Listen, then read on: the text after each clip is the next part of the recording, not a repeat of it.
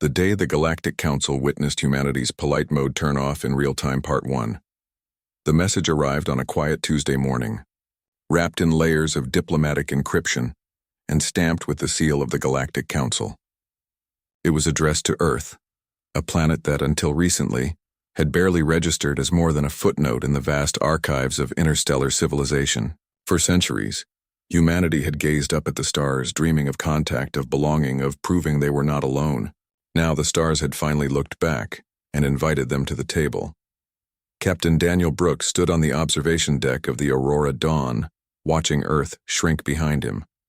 He was a man in his late 40s with tired eyes and a calm voice that rarely rose above a conversational tone. He had spent most of his career managing first contact simulations, teaching young diplomats how to smile through insults and nod politely while being called primitive. The galaxy, it seemed, loved to test newcomers with condescension before granting them respect. Humanity had passed every test with quiet grace. Beside him stood Maya Ruiz, a linguist whose mind worked faster than most translation algorithms. She could parse tone, subtext, and cultural nuance in 3 alien languages before breakfast. Her dark hair was pulled into a neat bun and her expression was unreadable, but Daniel knew her well enough to see the tension in her jaw. She didn't trust the invitation. "You think they're serious?" she asked, not looking at him. "They sent a formal summons," Daniel replied. "That's as serious as it gets in galactic politics. And yet they waited until we built our first warp-capable ship before noticing we existed." He smiled faintly. Better late than never. In the ship's briefing room below, Leo Carter was reviewing psychological profiles of the major council species. Tall, lean, and always dressed a little too casually for a diplomat, Leo had a reputation for seeing through facades. He'd once diffused a potential war with the insectoid Galarn by simply asking their ambassador if their twitching antennae meant they were lying. They were.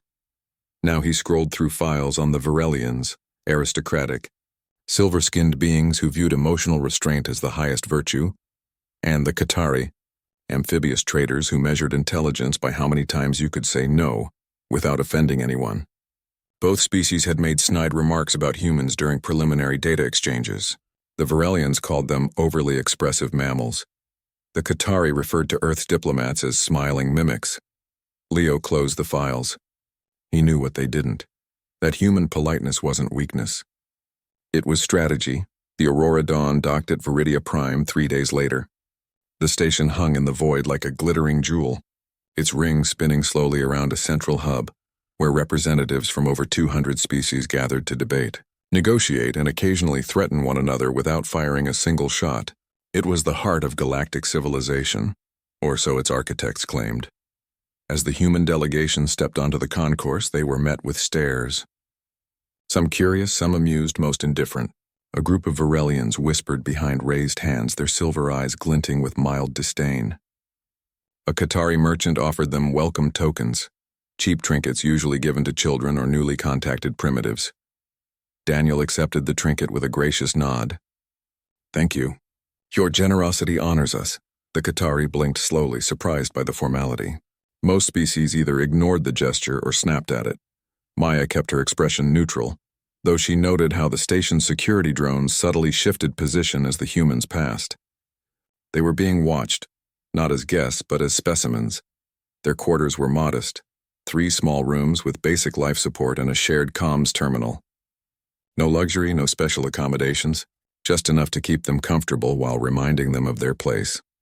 That evening, the 3 gathered in the common area. The lights were dimmed to simulate Earth's twilight, a small comfort in the sterile environment. "They think we're harmless," Maya said, finally voicing what they all felt. "Good," Leo replied, sipping rehydrated coffee. "Let them." Daniel leaned against the wall, arms crossed. "Our job isn't to impress them. It's to listen, learn, and represent Earth without giving them a reason to fear us. Or underestimate us," Maya added. He nodded. "Exactly." The next morning, they attended their first official session. The council chamber was a vast amphitheater, with tiered seating arranged by species seniority. Humans were placed near the back, among the newest and least influential members. The air hummed with translated whispers, the scent of alien perfumes, and the low thrum of climate systems working overtime to accommodate so many biologies. The session opened with a debate over resource allocation in the Outer Rim. When it came time for new members to introduce themselves, Daniel stood. He wore a simple gray uniform with no medals, no insignia beyond the Earth symbol on his collar. "I am Captain Daniel Brooks, representing the United Earth Coalition," he said, his voice calm and clear. "We come in peace with respect for your laws and gratitude for this opportunity." A few species clapped politely. Most did not. The Varelian delegate, Ambassador Zeltra, gave a slow, deliberate blink, their version of a smirk. "Earth," she said. Her voice filtered through a translator that somehow made it sound even colder. "Your species has only just achieved warp travel. Tell us, what qualifies you to sit among civilizations that have governed star systems for millennia?" Daniel didn't flinch. "We don't seek to govern. We seek to understand, and to contribute where we can." Zeltra tilted her head. "Contribute with what? Your primitive technology? Your emotional outbursts? Or your strange obsession with smiling?" A ripple of quiet laughter spread through the chamber. Maya's fingers curled into fists, but she said nothing. Leo watched the room like a predator tracking movement in tall grass. Daniel simply smiled. Warm, genuine, and utterly disarming. "Smiling costs nothing, Ambassador. But it often prevents misunderstandings. We've found it useful." Zeltra said nothing more. The session moved on. Later, back in their quarters, Maya finally let out a breath she'd been holding. "I wanted to tell her what we really think, and if you had?" Leo asked. "She'd have labeled us volatile, unstable, a species that can't control its emotions." "Exactly," Daniel said. So we smile, we nod. We wait. Outside, the stars burned cold and distant. Somewhere out there, human colonies were growing. Ships were being built in secret shipyards. Scientists were testing weapons that could crack planets like eggs. But none of that mattered here. Not yet. For now, humanity played its part. The polite newcomer, eager to learn, slow to anger, quick to forgive. The galaxy believed the act, and that was the point.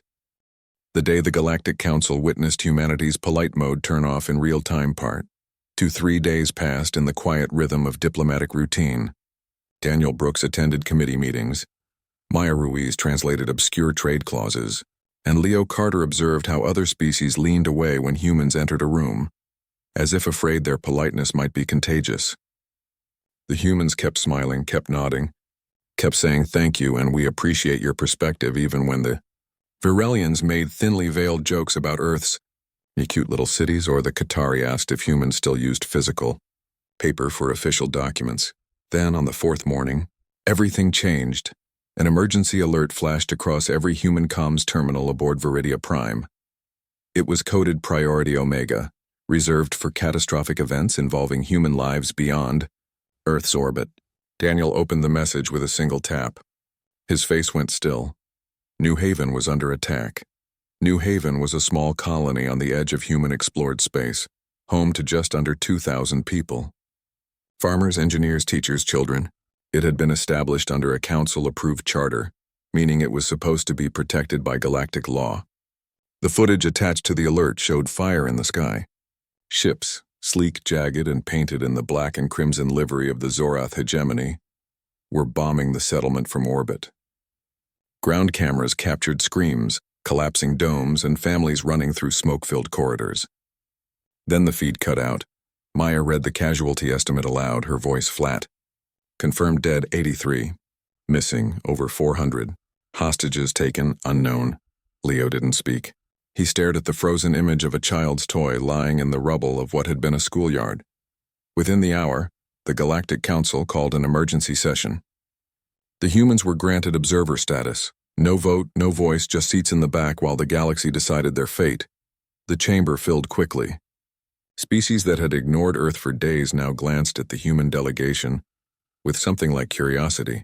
The Zorath hegemony was not a council member. They had been expelled decades ago for repeated acts of aggression. But their warlords still held power in the lawless zones between star systems. Everyone knew they were dangerous.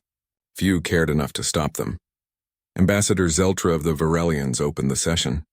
"We have received distress signals from the human colony New Haven," she announced, her tone dry, as if reporting a minor scheduling conflict. Preliminary evidence suggests involvement by Zorath splinter factions. A Qatari delegate waved a webbed hand. The hegemony has been fractured since the Rim War. This could be rogue elements acting without central command. Does it matter? Daniel asked, rising from his seat before he could stop himself. All eyes turned to him. He lowered his voice, softened his stance. People are dead. Survivors are being held captive. We request immediate military intervention to secure the colony and rescue hostages. Silence. Then a low murmur spread through the chamber, not of outrage, not of urgency, but of mild discomfort, as if he'd burped during a formal dinner. Zeltra blinked slowly. Captain Brooks, while we sympathize with your distress, the Council cannot authorize armed response without full consensus. The Zorath are not under our jurisdiction. Acting rashly could provoke wider conflict. But they attacked a protected colony, Maya said, standing beside Daniel. Under Article 14 of the Frontier Accord, all chartered settlements are guaranteed safety. A technicality, said a reptilian delegate from the Essiskari Collective. The Accord assumes signatories will enforce it. Earth has no fleet presence in that sector.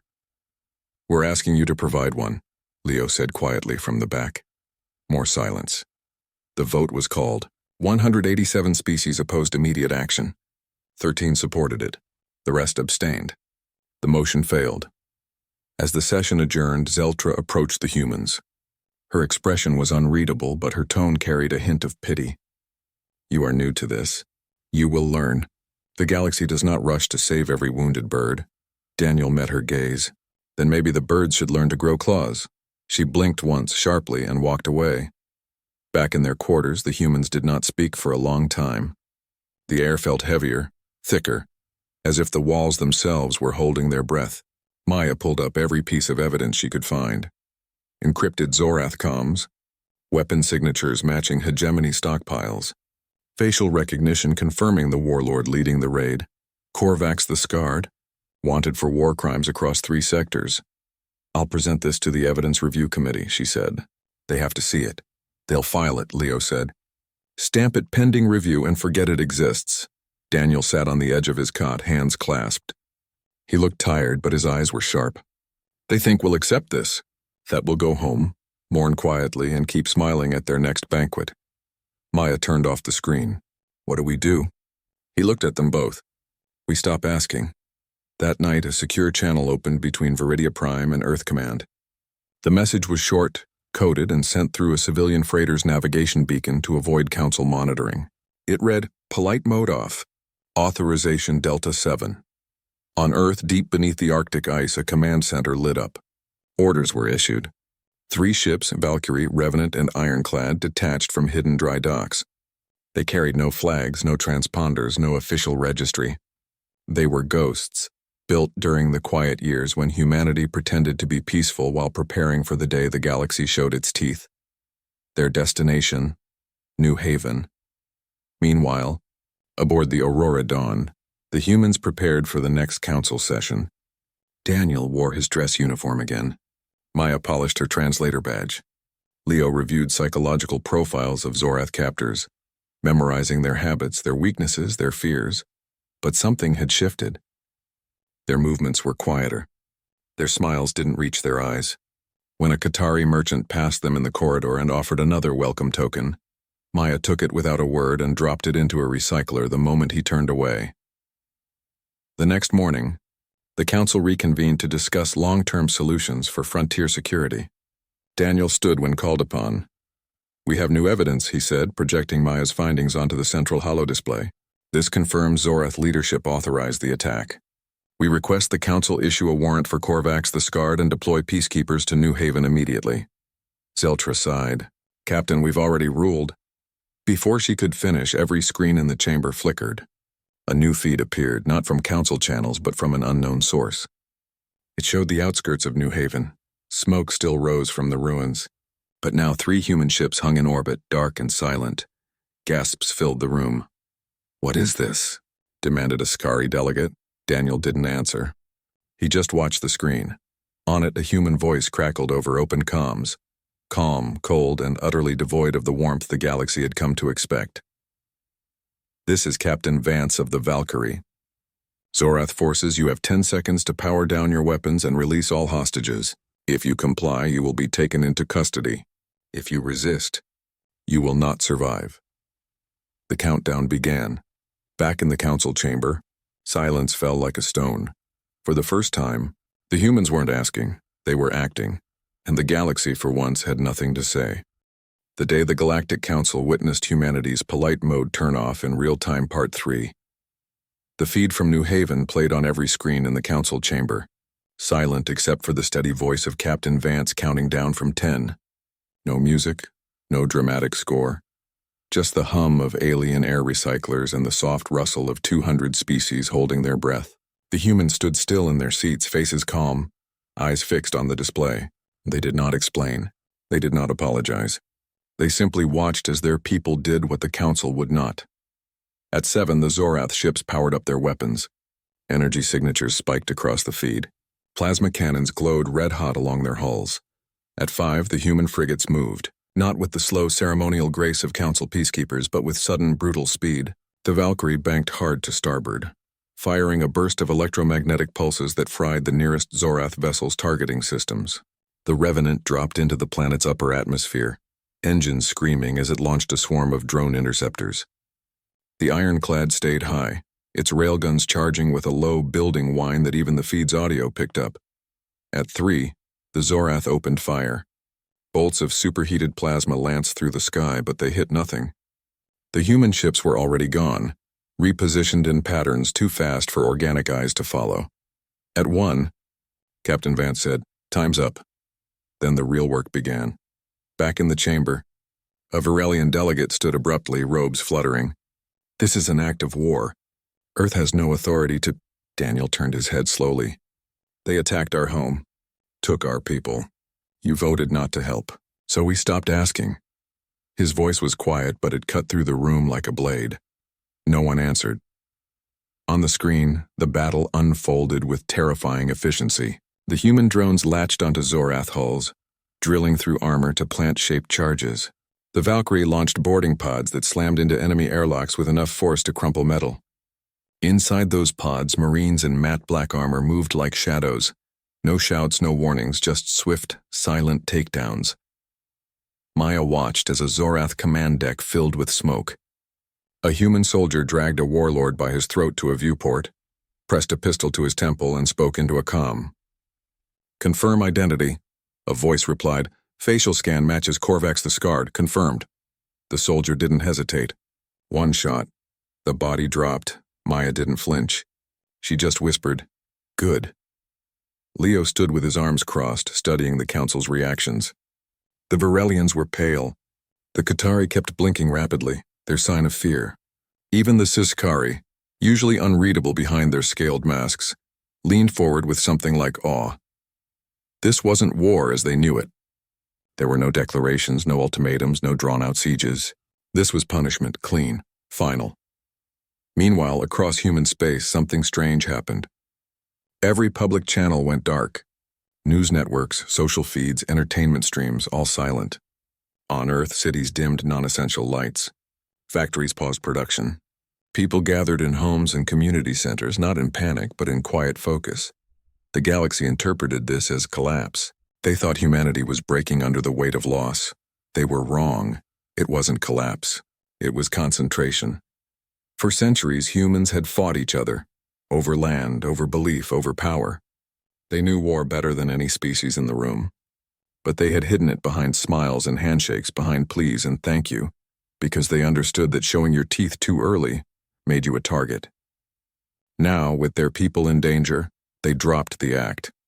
Aboard the Aurora Dawn, a priority message arrived from Earth Command. It contained only 2 words: hostages secured. Daniel read it, then looked up at the main display.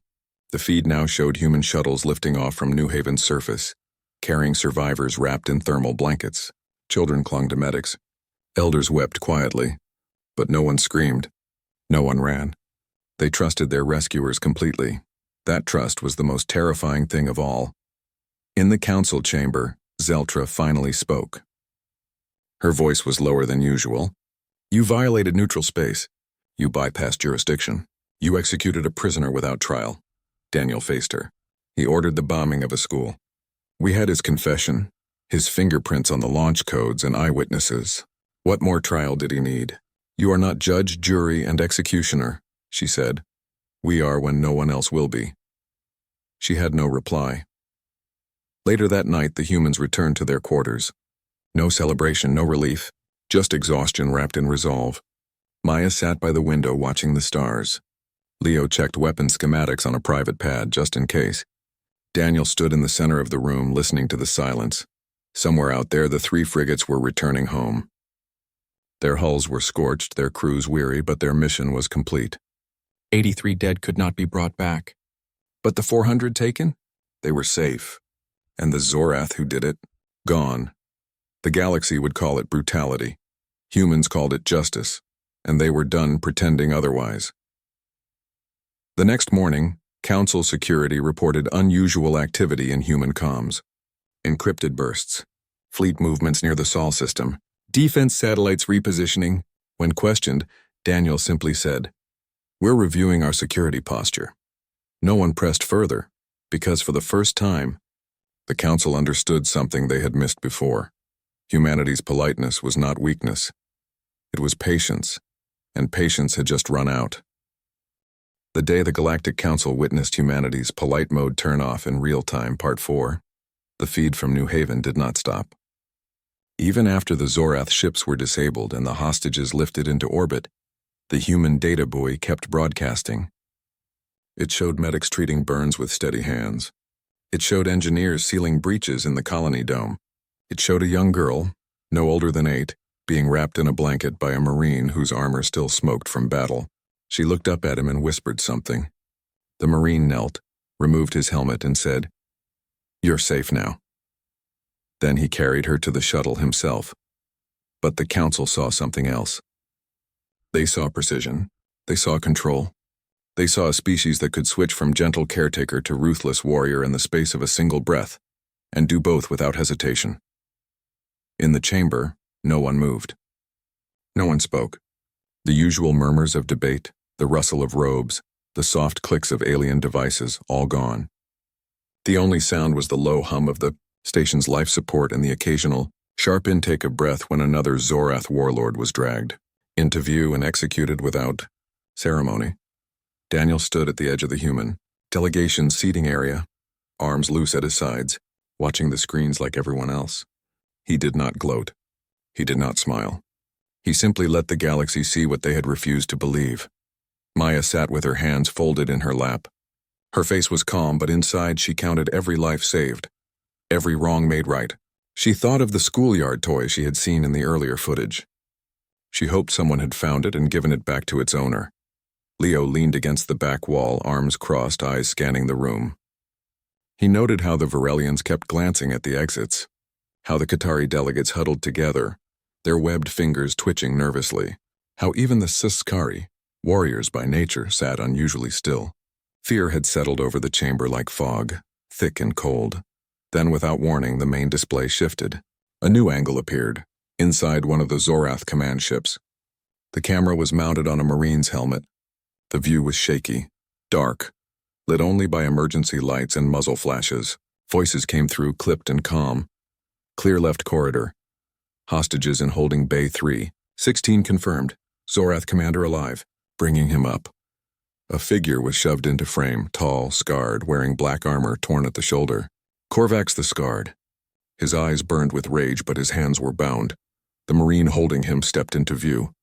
No name tag, no rank. Just a voice, flat and final. You ordered the strike on New Haven. You targeted civilians. You killed children. Korvax spat on the deck. I did what strong beings do. Crush the weak. The Marine didn't react. He just raised his sidearm. No trial? Korvax sneered. No grand speech? We don't waste words on monsters. One shot, clean, center mass. Korvax dropped. The feed cut back to the orbital view. The human shuttles were already en route to the frigates. The Zorath fleet hung in space like broken toys. In the council chamber, a Qatari delegate finally broke the silence. This is barbaric. Maya turned slowly. Barbaric? They bombed a school. You called it a frontier incident, we called it murder. There's a difference. The Qatari opened his mouth, then closed it. Zeltra stood. Her silver skin seemed duller than usual. Earth has violated every protocol of civilized conflict. You will be held accountable. Daniel looked at her. For what? Saving our people. Or for showing you what happens when you ignore a threat until it's too late. You executed prisoners. They weren't prisoners. They were butchers. You bypassed council authority. You had your chance to act. You chose not to. She had no answer. Outside the chamber, rumors spread fast. Species that had mocked humans now whispered in corners. Traders canceled deals with Earth out of fear. Diplomats double-checked their security protocols. A Varelian cruiser stationed near Sol Space quietly powered down its weapons and requested routine maintenance. No one wanted to be the next lesson. Back on the Aurora Dawn, the humans prepared for their final appearance before the council. They did not pack their bags. They did not draft apologies. They simply dressed, checked their comms, and walked to the chamber as if nothing had changed. But everything had. When they entered, the room fell silent again. Seats that had been filled with smirks and sideways glances were now occupied by beings who avoided eye contact. Even the air felt heavier, charged with something new, respect or maybe just fear. Daniel stepped forward without being called. No one stopped him. We came here as guests, he said, his voice carrying easily in the quiet room. We asked for help. You said no. So we helped ourselves. We didn't break your laws. We just stopped pretending they mattered more than our people. He paused, letting the words sink in. Earth will not join the council. Not now, not ever. Because we've seen how you treat the weak, and we refuse to be weak again. A murmur rose, but no one challenged him. Maya added, from this day forward, any attack on human lives, anywhere, will be met with immediate response. No warnings, no debates. Just action. Leo said nothing. He just stood beside them, a silent promise in his posture. Then they turned and walked out. No one followed. No one dared. As the Aurora Dawn undocked from Viridia Prime hours later, Daniel stood on the bridge watching the station shrink behind them. Earth's message had been sent, not with speeches or treaties, but with fire and rescue and the quiet certainty of a species that had finally dropped its mask. Somewhere in the void, the 3 frigates were already heading home. Their crews would be debriefed, honored, and then returned to duty. Because humanity knew one truth better than any other. Peace is not given. It is taken and held by those willing to fight for it. And the galaxy would never forget the day they saw that truth in real time. The day the Galactic Council witnessed humanity's polite mode turn off in real time, Part 5, the Aurora Dawn, left Viridia Prime without fanfare. No escort, no farewell messages, just a quiet departure through the station's outer docking ring, engines humming softly as it turned toward home. Behind it, the great orbital hub of galactic civilization floated in silence, its usual bustle muted by something new, uncertainty. Species that had spent centuries shaping policy, drawing borders and deciding who deserved protection now questioned their own safety. Not because Earth had declared war, but because Earth had shown what it could do when pushed. Inside the ship, Daniel Brooks stood on the bridge, arms resting on the railing, eyes fixed on the starfield ahead. He did not feel triumph. He felt relief, and a deep, quiet sorrow for the 83 lives lost on New Haven. But he also felt resolve. The galaxy had seen humanity's polite mask slip. Now they would have to live with what lay beneath it. Maya Ruiz sat at the comm station monitoring long-range channels. Civilian traffic across human space had returned to normal. News feeds were back online, but the tone had changed. No more cheerful updates or light entertainment. Just clear, direct reports: hostages safe, Zorith forces neutralized, New Haven rebuilding. The people of Earth were not celebrating. They were preparing. Leo Carter walked the corridors checking on the crew. He spoke little, but his presence was enough. Everyone knew what had happened. Everyone understood the shift. The jokes about smiling apes had vanished from internal logs. In their place were new protocols, new drills, new awareness.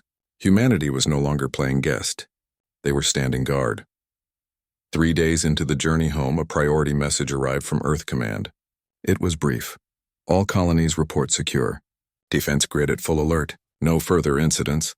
Daniel read it twice, then deleted it. There was no need to share it. The crew already knew. They could feel it in the ship's tension, in the way eyes met and held just a second longer than before. Meanwhile, across the galaxy, the story of New Haven spread.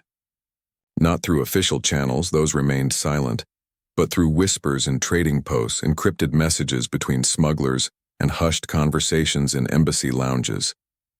Some called Earth reckless. Others called them terrifying. A few, the smarter ones, called them wise. The Varelians recalled their ambassador for reassessment. The Qatari froze all pending trade agreements with human sectors. The Skari, to everyone's surprise, sent a private message to Earth Command. Respect earned. It was unsigned, but the intent was clear. The Galactic Council held emergency sessions behind closed doors. Proposals for sanctions were drafted, then quietly shelved. No one wanted to be the first to test Earth's new stance. After all, the humans hadn't fired on Council ships. They hadn't threatened neutral worlds. They had simply gone to their own colony, rescued their own people, and dealt with the attackers in their own way. Legally, there was little ground for punishment. Morally, even less. Back on Earth, life continued, but differently. Children still went to school, farmers still tended fields, and cities still buzzed with activity. But now every settlement had emergency drills. Every ship carried defensive protocols. And every citizen knew the unspoken rule. If someone hurts us, we respond. Not tomorrow. Not after debate, now. The change was not loud. It did not need to be. When the Aurora Dawn finally entered Sol system, it was met by 2 destroyers flying no flags. They escorted the ship to lunar orbit without a word. On the surface, crowds gathered, not to cheer but to stand in quiet solidarity. They held candles, not banners. They wore black, not celebration colors. They mourned the dead. They honored the living. And they remembered the lesson. Daniel stepped onto the lunar dock and was met by a single officer in plain uniform. No medals, no speech, just a handshake and a nod. "Welcome home, sir." "Thank you," Daniel said. And for the first time in weeks, his smile reached his eyes. That evening, the 3 of them, Daniel, Maya, and Leo, stood on a quiet ridge overlooking Tranquility Base. Earth hung in the sky, blue and fragile, wrapped in clouds and light. "They'll never understand us," Maya said softly. "Good," Leo replied. "Let them wonder." Daniel watched the planet turn. He thought of New Haven, of the girl in the blanket, of Korvax's last sneer. He thought of all the times humanity had bent, apologized, and stepped aside to keep the peace. And he thought of how for once they had stood straight and the galaxy had flinched. "We didn't do this to scare them," he said. "We did it so they'd never have to see it again." Maya nodded. "But if they do, they'll know what comes next." Silence settled between them, comfortable and strong. Below, the base lights flickered on one by one. Somewhere, a ship launched toward Mars. Somewhere else, a child asked her teacher why humans used to smile so much. The answers were changing, and that was okay, because humanity was no longer asking for a seat at the table. They had built their own, and they would defend it to the last breath. If needed, the stars watched as they always had. But now, for the first time, they watched with caution,